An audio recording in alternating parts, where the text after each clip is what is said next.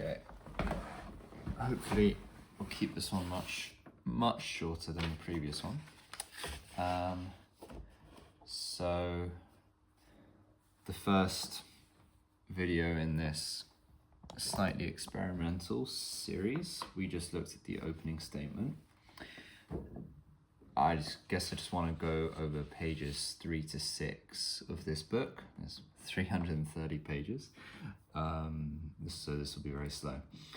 But okay, so after giving you his kind of general spiel on what learning is like, he gives a brief explanation of some features of his notation, and he continues to do this throughout the book because he has invented a custom notation.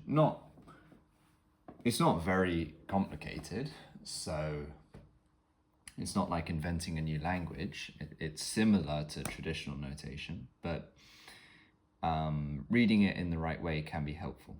So, for example, I don't know how well I can do this, but I'm going to move my tripod so you can see the page directly. And take this for instance. So, okay, that's a bass clef, that's a treble clef, you know what that is, and you have a phrase, an arpeggiated phrase going up and down, fine. But as written, there's only 3 things. However, you would not just play this, then this, then this, and be done. You would simply go through this kind of at will for some amount of time. And depending on what's going on in the rest of the piece, you might link it with some other things. So here's a more fleshed out version of the same. He indicates the general thrust of the pattern, maybe writing it out twice so you can really perceive it. And then you just hold it, right? You maintain for a certain amount of time, and then there may be a development to a slightly different pattern. And when he's abbreviating, like he's written it out 3 times here just to show you how you might abbreviate it.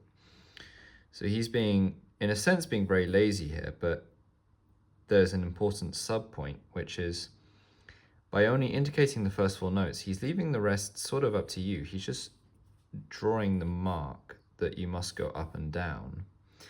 And exactly how you go up and down is up to you. And if you understand the harmony of the piece well, and I guess if you have more music theory than I do, you sort of know what you're supposed to play. Like you'll recognize the key that this is in, and you'll do something in that spirit. But the reason he's abbreviating it is because he does not want you to get bogged down in the specific way in which he might play it. He wants to kind of give you some freedom. It's sort of like figured bass in classical Baroque notation. But anyway, what's he saying here? He's just saying more or less what I have said. So he's saying, after a figure is set out in full once, with at least one full notation showing all the notes of the figure in their complete motion, it is thereafter maintained, keeping the same format through all subsequent sets of notes until the next full notation. And the change of notes in the figures is usually done 1 or 2 at a time, creating a gradual change in the harmony. So many of his pieces modulate key in a slow way. They have a pattern that's maintained, and then there may be a small change in the notes used, and it just gradually develops. At least in the old days. So this is in the 80s, remember. In the old days, that's how he would compose pieces, in that slow way. And then there's a bunch of example figures which you would have seen on the camera. Now, once begun, keep the format, treating the subsequent figures in that format. Thus, where arpeggios are used, covering 2 or 3 or 4 octaves, comprising the same 3 notes, for example, meaning CGC, let's say, something like that. Only those 3 notes will be marked in the score because they'll be the only notes used in that figure. And yeah, okay. Then he starts to say, there are basically two fundamental movements of the hand, two positions: static position and arpeggio motion. So static position could be something like this. Sorry.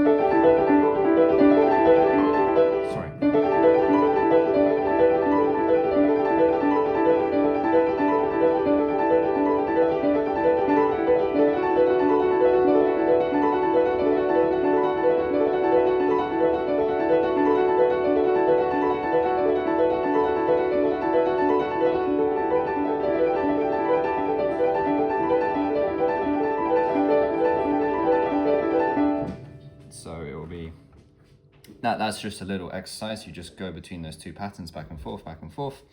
That's like 12 notes 7A or something. Like it's an exercise piece, not like a concert piece.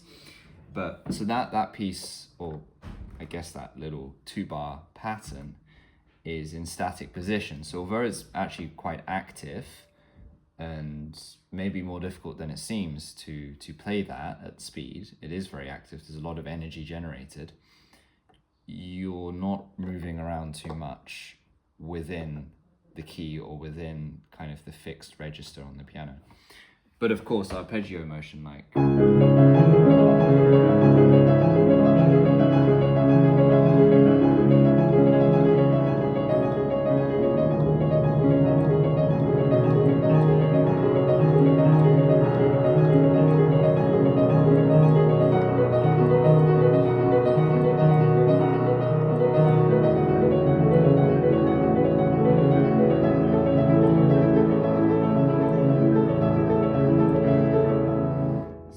piece is called Grand End. Again, it's just an exercise piece, but there's an obvious difference. So although my right hand is in static position,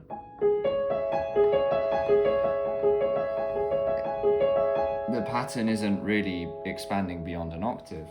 The left hand was obviously arpeggiated, and static position and arpegg motion, that's a language that he uses for that. And he prefers the word arpegg to arpeggio. And as far as I can tell, arpegg is a word he made up.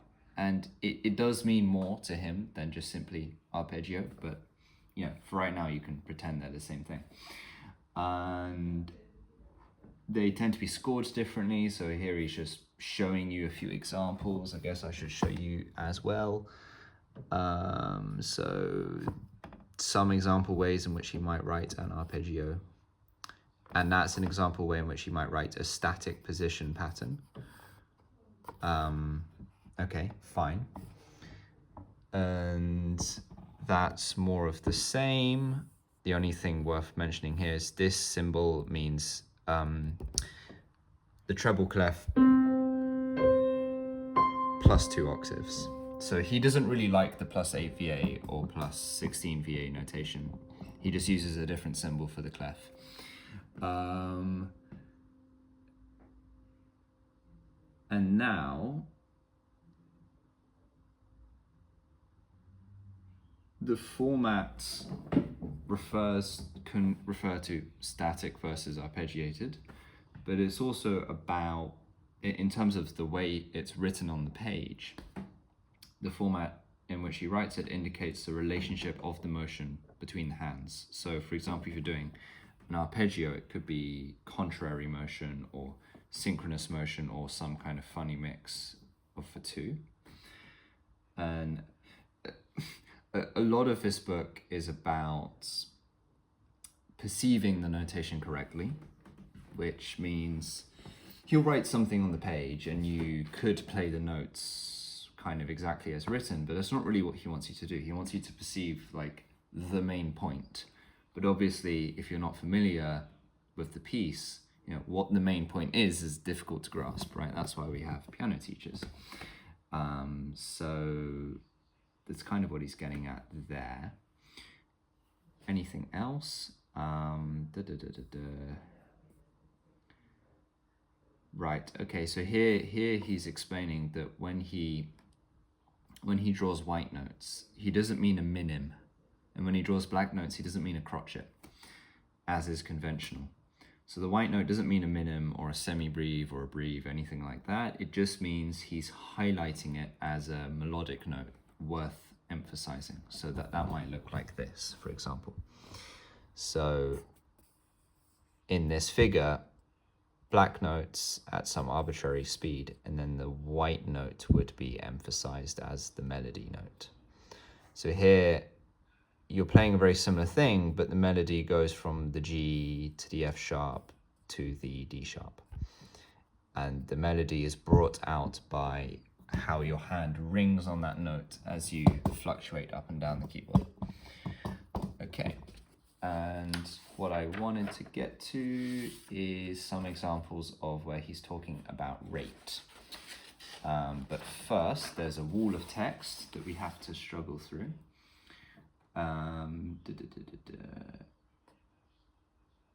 Okay, so he's still talking about notation here, and then suddenly he just jumps to a quote. So, let me just read this out.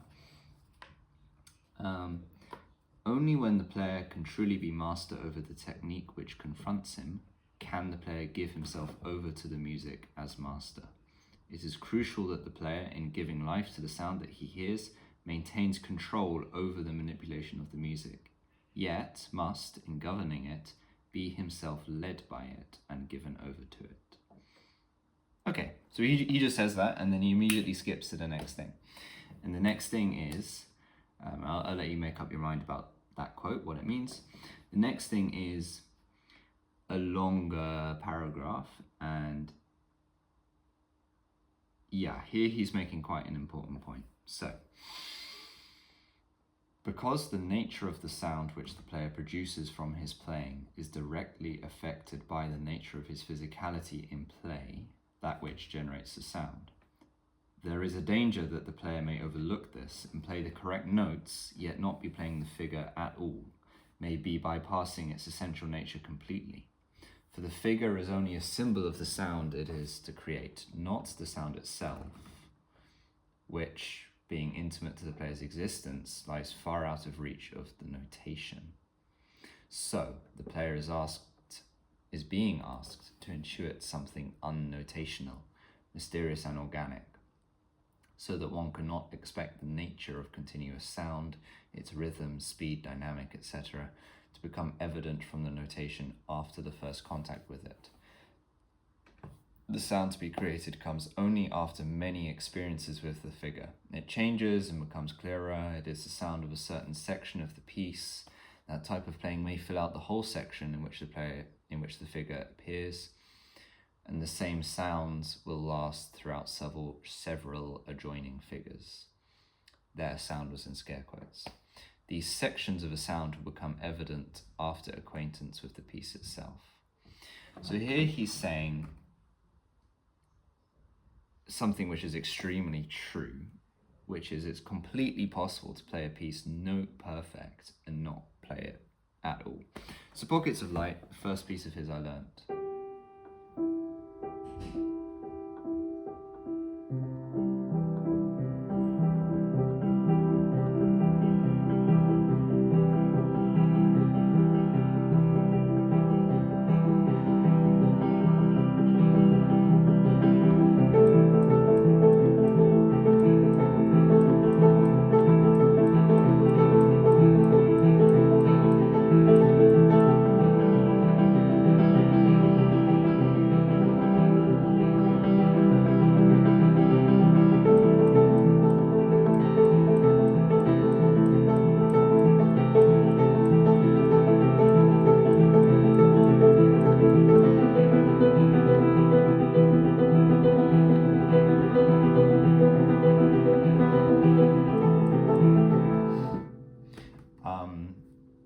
That piece I learned, the notes are very simple, maybe despite how it sounds, and I learned all the notes of that piece in about a month as an extremely amateur pianist, like much more unskilled than I am now, and I'm arguably still not very good now.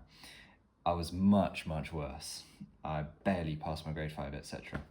I learned all the notes to it very quickly, yet I required another 2 or 3 years before I could actually play the piece. So here he's bringing this to your attention for the first time, maybe, that when you look at a figure from one of his pieces, or rather the whole piece itself, which would be a family of figures, perceiving the correct way in which it might sound and flow, it like the mental perception of how it all fits together is not going to be clear at first glance. And even if you can, like, in a mechanical, physical sense, do every single note, this does not mean you can do the piece. And the perception of the thing as a whole is essential, because this piece tends to be so complicated. There are so many damn notes all the time being played very rapidly, and it's easy to make that kind of lifeless or robotic if you don't know where the spirit is coming from. And it's also easy to just be completely demoralized by how complex it is. And it's only when you perceive it correctly that you understand that it's not complex at all. That's the essence of what he's saying here. And then he's saying, here we have another extended paragraph. So the player must hear the whole sound of the whole figure as a solid physical entity, for only then can the melodic and rhythmic flows and structures inherent in the figure come to pass freely and to be manipulated collectively within the figure itself, intuitively, immediately, and from the player's transcendent will.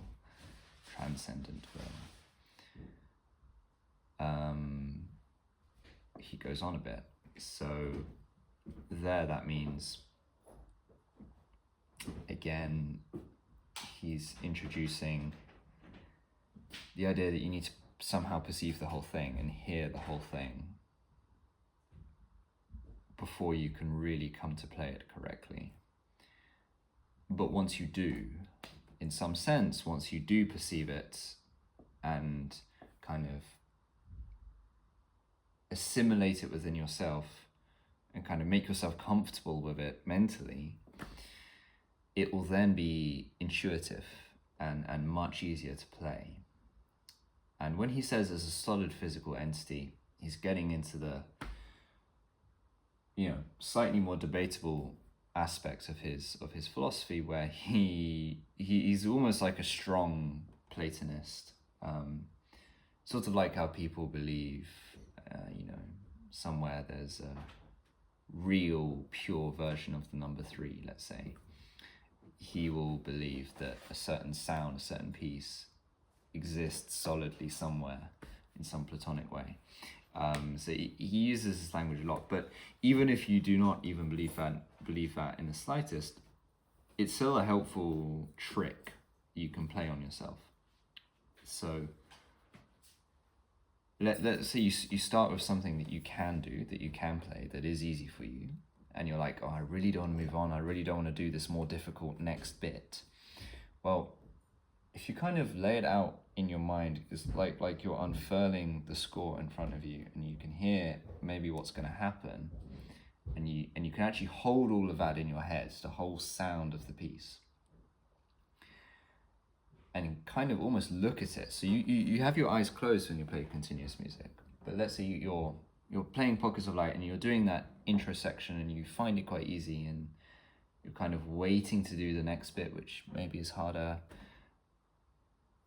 If you're perceiving the whole thing in your mind and you're kind of calming down, resting in where you're comfortable, then you find the transition to the more difficult bit is no longer difficult at all. So even if this sounds like quack to you, it, at the very least, you can take it as a psychologically useful trick. And when you take it seriously, I promise you, it does work. He goes on to say that, so he's talking about the flowing of the piece being driven on, pushed, and also in some sense driven, but also you need to be able to let yourself, or let the piece be let to sound untouched, as in it's almost like the piece is sounding itself and you're not playing it at all.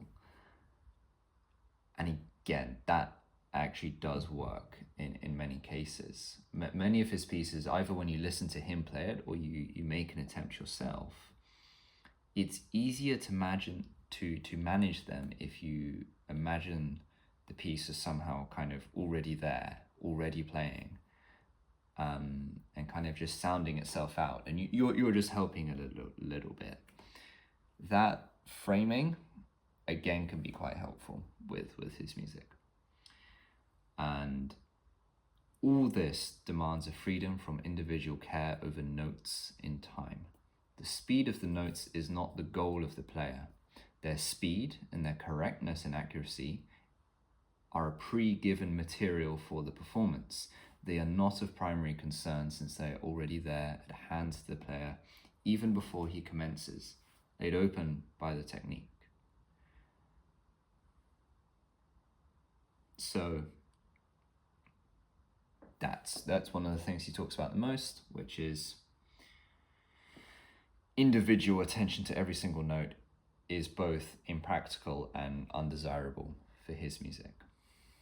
And you as a pianist develop a lot of freedom when you can play very well without giving every single note your utmost attention. So it's the case that when Lubomyr plays, he can give something great attention, but he doesn't have to. He can be playing something and he can let his mind really focus on a particular aspect of the piece and bring it out. But a lot of it is just being generated by himself, just kind of by his time ticking along. It's a bit unconscious or a bit subconscious. That's very freeing, and it is wonderful to experience. And he's also saying, importantly, that the speed is not the goal. So although Lubomyr is the fastest pianist in the world, and maybe when you first want to learn his music, you go, oh, great, I can be fast too. You soon, every piano student struggles with this. They always want to play too fast. But yeah, speed is not the goal. Speed is more a side effect of what's happening. And in fact, he goes on to say that speed and accuracy are ultimately without difficulty, without worry and apprehension, ultimately readily available. Meaning, again, once you perceive the whole thing in kind of like a Zen way, and you really have mastery over the piece, speed and accuracy, it's just there. You already have it. It's not something you have to strive for, it's just there. And again, that seems a bit crazy until you feel it for the first time.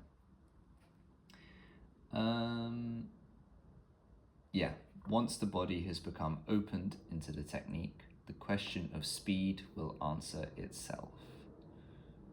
So, speed is a side effect of the continuous music technique, not the goal. And here's the bit I actually wanted to cover today. Let me just check the time. How long is this video? It's already 23 minutes long, so I'm kind of breaking my promise. But I wanted to just briefly look at rate. So we're on page 8 and 9 of the book right now. Rate in Lubomyr's mind refers to the alignment of patterns. So if the right hand is repeating something and the left hand is repeating something, they may be... So, again, let's take this thing I played before. So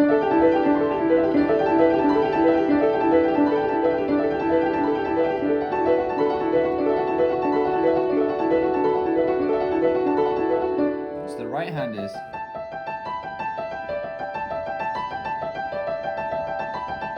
The right hand is repeating this on loop, and the left hand's repeating that on a loop. You could sync it up so that the fifth finger and the thumb both start on the D.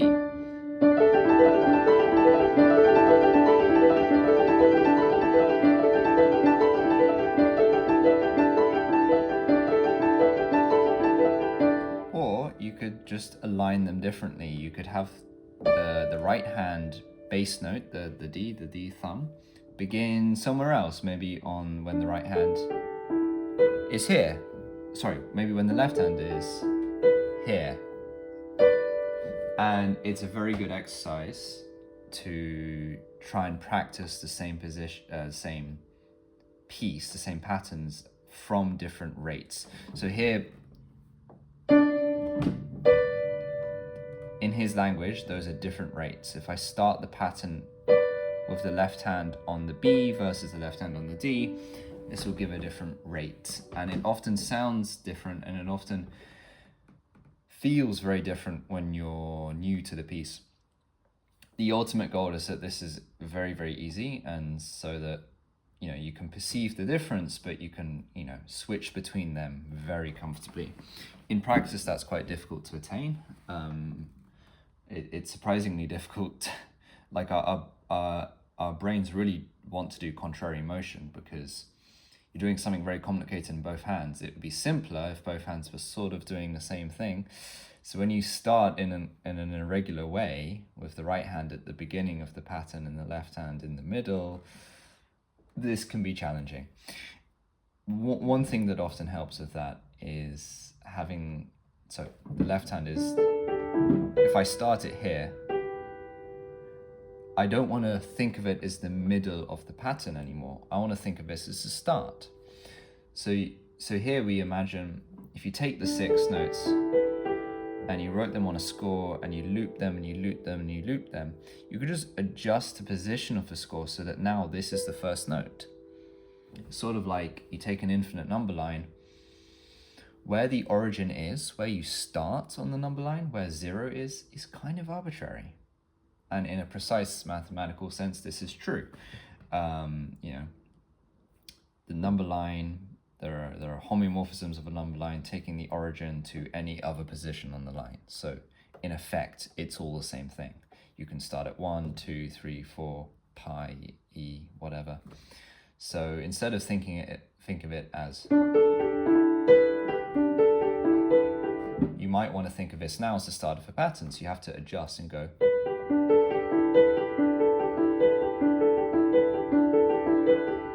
where you're now privileging this as the first note. And maybe I want to try it on camera, maybe I don't. I might mess this up.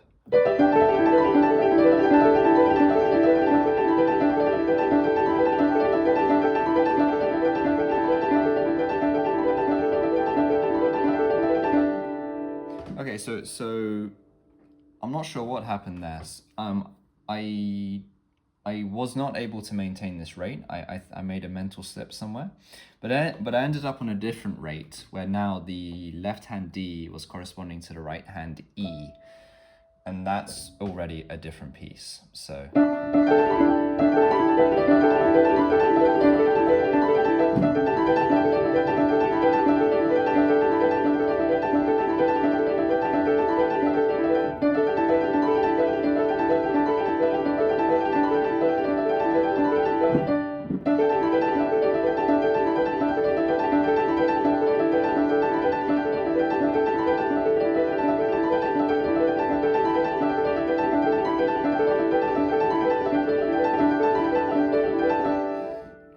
it's maybe hard to hear the difference, but there is a difference, and you have to pay some attention to enforce the difference. So I was playing 2 different versions of the pattern there. I was starting on the D or on the E, respectively. In arpeggiated motion, what he means by rate is instead something else. It's more about contrary motion versus synchronous motion. So well, that was a blunder.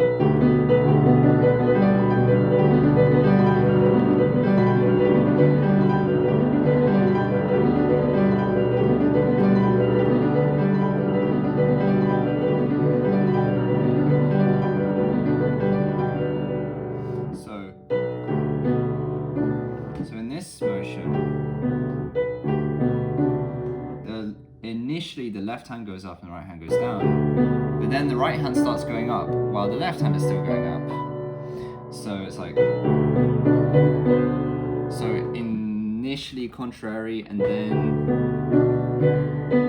it's, I guess, synchronous motion, and then it reverses, and so the right hand starts being up when the left hand goes down, and it's constantly changing, whether it's hands against one another or with one another, or you can just simply play the same pattern, the same arpeggios entirely in hands with or hands against. I can't remember what the traditional term for that is.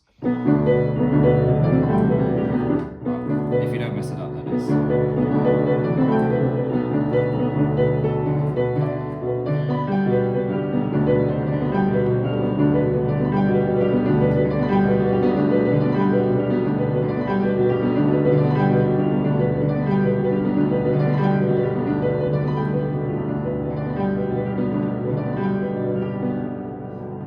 So Lubomyr would call that a different rate to what I did before.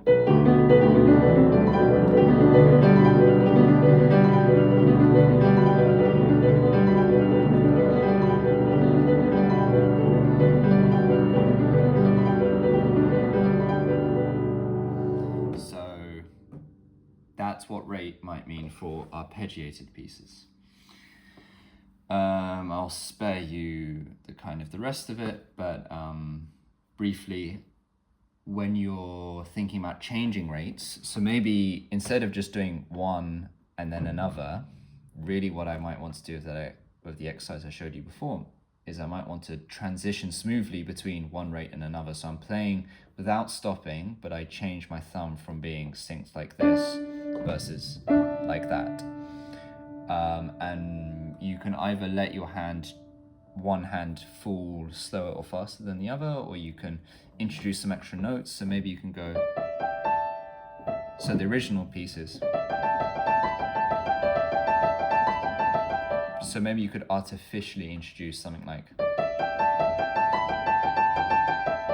so you just add a few more trills maybe, and then immediately you've offset the rhythm so that when the hands sync again for a new cycle, it may be with that sync rather than this one, something like that. It's difficult to get used to, and I'm still not particularly good at doing that. He's got another example here. So this one is an example of an irregular one, in the sense that what I was showing you here, the right hand was doing 12 notes and the left hand was doing 6. So they always sync up after 2 cycles. In that pattern, the right hand's doing 5 and the left hand is doing 8. So it takes much longer for them to sync back up. And this often makes it much more difficult to play, much more confusing to play. So there, the question of rate is much more important. No, not important, but something you have to think about, because actually the rate is constantly changing. Like when the left hand comes around for the second cycle, the right hand is automatically in a different place because 5 does not divide 8. They don't link up. You have to wait until 40 notes to pass before they come back together. So in such patterns, the rate, whether you like it or not, is always changing, and this messes with you. But at the same time, it's very nice once you figure it out. So it's very important for this music to handle what Lubomyr calls incongruous patterns, meaning co-prime numbers of notes in the left and right hand. It gives you a certain energy, a certain mental, there's a certain mental distress trying to make it work, but once you do make it work, then you have learned something. So let me attempt this. So the right hand's just going.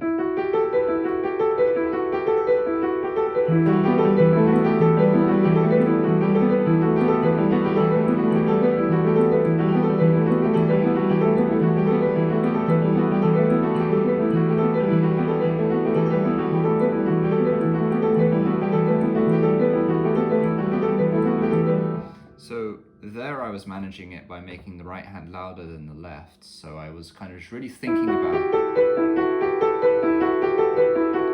letting that walk on in a calm way, and then the left hand was just relegated to some kind of subconscious repetition. I could just go. And by not paying too much attention to it, other than just making sure it is playing the correct thing, it could just get on with its work. You could do it the other way around. You could privilege the left hand and just let the right hand get on with its work, and that might sound like this. So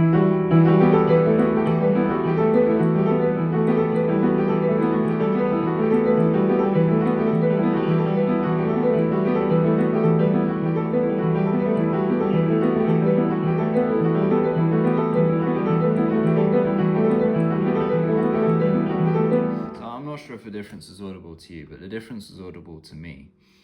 So I was listening to completely different things. And at least at this stage in my learning, handling what he calls incongruous patterns is always hard. So to cope with it, I have to come up with a psychological trick, such as the one I just showed you. In the ideal world, there's perfect unity between both hands. You don't need to privilege one over the other, it just works. And you can ease yourself into that. So you might start with like a little artificial trick where you, let's say, privilege the left hand, you make it louder, you listen to it. And then once that's kind of going and it's working, you're playing hands together with, the same speed in both hands, etc. And you're not bungling the notes. Once you've kind of found a calm state where you can do this reliably, then you can ease up and you can maybe let both hands achieve the same volume. And then you're really playing the pattern properly. But you just might need to ease yourself into it. And you have to be careful to not let your hands tense up. So particularly when there are irregular numbers of notes, trying to make everything still rhythmic and correct might create tension in you, because you might be secretly kind of insisting on a certain note, like, well, I really need to make sure I play this and not like some other double note, so I've got to really go. So this is a tempting psychological trick. You like kind of slam on some notes to like really make sure you get them right. But obviously that tenses your arms up, your shoulders, everything. You want to try to avoid that. So I was tensing up a little bit there when I was emphasizing the left hand, and you should avoid that. You should find a way to make it completely calm. But yeah, that's what rate means, and pieces with changing rates are challenging. And pieces with not necessarily changing rates are easier, but then it's a very good exercise to make yourself change the rate by maybe sometimes adding artificial notes to kind of disturb the rhythm. And if you can manage that comfortably, then you're doing well. But okay, I should stop there.